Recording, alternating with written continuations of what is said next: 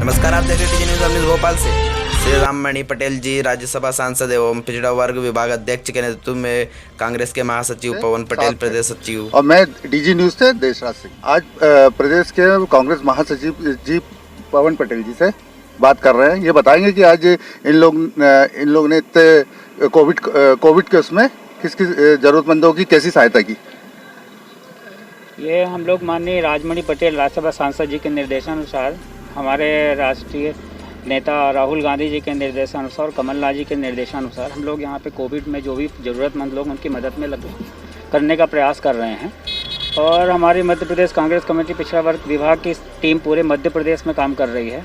और हमारा एक सोसाइटी है, एक प्रयास वेलफेयर सोसाइटी, जो कि जिसके मेंबर्स पूरे प्रदेश में कोविड से रिलेटेड लोगों की मदद कर रहे हैं। यहाँ भोपाल में हम लोग काम कर रहे हैं, अनुपम सिंह जी हैं यहाँ इनके साथ काम कर रहे हैं, स्वराज हैं, हम लोग सब मिलकर काम कर रहे हैं, प्रयास कर रहे हैं कि लोगों को मदद मिल सके, ऑक्सीजन मिल सके, बेड मिल सके। लेकिन आज तो स्थिति थोड़ा ठीक समझ में आ रही है अभी, लेकिन शुरू में इतनी भयावह स्थिति कि कोई सुनने वाला नहीं था। हम लोग रात भर फ़ोन लगाते रहते थे, किसी को बात करते रहते थे, कोई फ़ोन उठाने वाला नहीं, कोई बताने वाला नहीं। कहाँ अनगिनत लोग ऐसे मर गए जिनको हम लोग एडमिट नहीं करा पाए।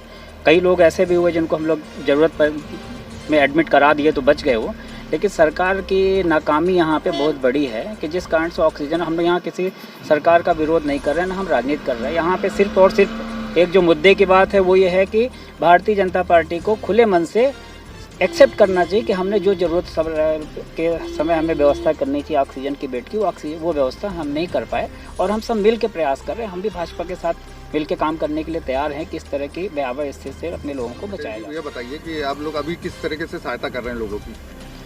अभी हम लोग, हमारा पूरा ग्रुप सोशल मीडिया की तरफ से हम लोगों ने हर जगह सर्कुलेट किया हुआ है। हमारे जो पदाधिकारी, मध्य प्रदेश कांग्रेस कमेटी पिछड़ा विभाग के जो पदाधिकारी हैं, हर जिले में जिला अध्यक्ष है, पूरी कार्यकारिणी बनी हुई है। वो लोग हर तरह से हम लोग सोशल मीडिया से कनेक्टेड हैं और कोई भी ज़रूरतमंद होता है उसको हम लोगों ने हेल्पलाइन नंबर दिए हुए हैं 3 हम लोग के, तो वो नंबर पे वो लोग संपर्क करते हैं। उनको जिससे भी रिलेटेड होती है, बेड की ज़रूरत है, ऑक्सीजन की ज़रूरत है, ब्लड की ज़रूरत है, प्लाज्मा की ज़रूरत है, उसके हिसाब से हम लोग अलग अलग टीम डिसाइड करके उस काम में वो लग जाता है और एक दूसरे की मदद से बात करते हैं। और माननीय सांसद जी राजमणि पटेल जी हैं, उनसे वो सीधे कलेक्टर से बात करते हैं, उनके मेल द्वारा पत्र जाता है और कलेक्टर से भी कई बार मदद मिल जाती है, कई बार कलेक्टर भी मदद करने में असमर्थ रहता है। तो हम लोग इस तरह से मदद कर रहे हैं लोगों की, जिसकी भी जैसी समस्या आती, खाने से रिलेटेड आएगी या जो हम लोगों के प्रोटोकॉल जो हम लोग उसमें नहीं भी, अगर किसी तरह उसको आउट ऑफ द वे जाके मदद करनी पड़ती है, वो भी हम लोग करते हैं। हम लोग की जो भी हैसियत है, आर्थिक स्थिति से हम लोगों की मदद करते हैं, खाना भी हम लोगों को दे रहे हैं। जितने भी ऐसा संभव मदद हो रही है, हम लोग हर तरह की मदद करने का प्रयास कर रहे हैं। कोरोना है, कोरोना की दूसरी जो लहर चल रही है, इसमें इसकी जिम्मेदार कौन है? आपके हिसाब से कौन जिम्मेदार है? देखिए, महामारी आई है, ये किसी जिम्मेवारी एक हिसाब से देखा जाए तो महामारी आई, उस पर किसी का बस नहीं चलता है। लेकिन यहाँ पे सबसे बड़ी एक जो कमी देखने को मिली है, जो सरकार की रिस्पॉन्सिबिलिटी होनी चाहिए, पिछले जब कोरोना की पहली लहर थी और आज दूसरी लहर के बीच में जो गैप था, जिस गैप में हमें इससे महामारी से लड़ने के लिए हमें पूरे प्रयास करने चाहिए, पूरे इंतजाम करने चाहिए, उस समय सरकार ने कोई प्रयास और कोई इंतजाम नहीं किया।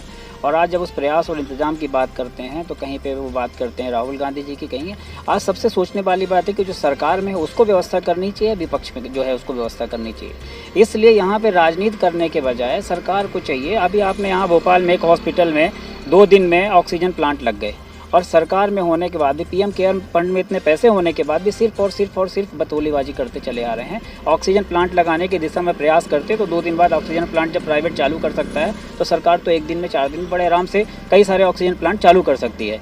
इसलिए इनको कथनी और करने के अंतर को समझना चाहिए और इनको प्रयास करना चाहिए कि अब हम राजनीति को छोड़ के अपनी जनता को किसी तरह से बचाने की दिशा में प्रयास करें।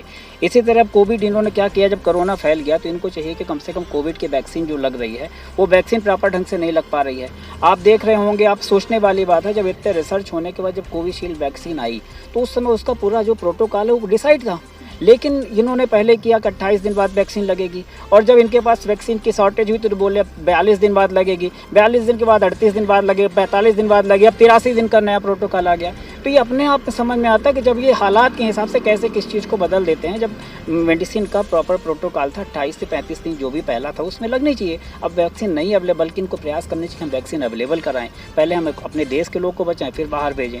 इसलिए हमारा सबसे निवेदन है कि अब सब कोई मिलकर इस दूसरी महामारी से तो निपट लें और तीसरी महामारी जो आने वाली है, सरकार इतनी चेत जाए, हम सब इतने चेत जाएं कि तीसरी महामारी से पहले इतने कम से कम व्यवस्था हो जाए। नहीं तो जब दूसरी इतनी भयावह थी तो तीसरी कितनी भयावह हम कल्पना भी नहीं कर सकते हैं। अभी पवन पटेल जी से बात हुई, उनके साथ प्रदेश सचिव स्वराज सिंह जी थे।